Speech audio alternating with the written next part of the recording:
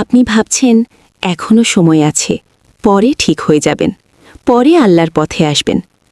কিন্তু একটা কথা মনে রাখবেন, হেদায়াত সময় দেখে আসে না। আল্লাহ যখন চান তখনই মানুষের জীবন বদলে যায়।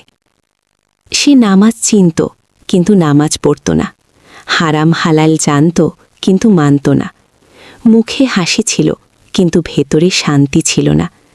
সে ভাবত দুনিয়ার কাজ শেষ করি, তারপর আল্লাহর কথা ভাবব। কিন্তু দুনিয়ার কাজ তো কখনো শেষ হয় না। একদিন সে শুনল তারই বয়সী একজন মানুষ হঠাৎ মারা গেছে। এই কথাটা তার বুকের ভেতর কেঁপে উঠল। সে ভাবল, আজ যদি তার হয়, কাল কি আমার? সেদিন রাতে ঘুম এলো না। চারদিকে সব ঠিক আছে, তবুও মনে হলো কিছু একটা খুব ভুল চলছে। আজানের শব্দ তার কানে লাগল। মনে হলো কেউ যেন ডাকছে। আর কত দূরে থাকবে? সেদিন সে সিজদায় পড়ে গেল। বড় কোনো কথা বলতে পারেনি, শুধু চোখের পানি আর একটা দোয়া, হে আল্লাহ, আমি ভুল করেছি, আমাকে বদলে দাও।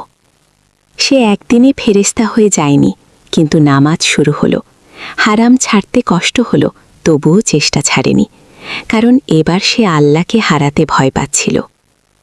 দুনিয়া আগের মতোই আছে, কিন্তু তার মন বদলে গেছে। অস্থিরতার জায়গায় এসেছে শান্তি, হতাশার জায়গায় এসেছে ভরসা।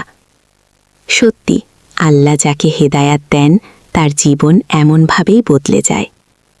এই গল্পটা যদি আপনার জীবনের সাথে মিলে যায়, তাহলে মনে মনে বলুন, ইনশাআল্লাহ আমিও বদলাবো।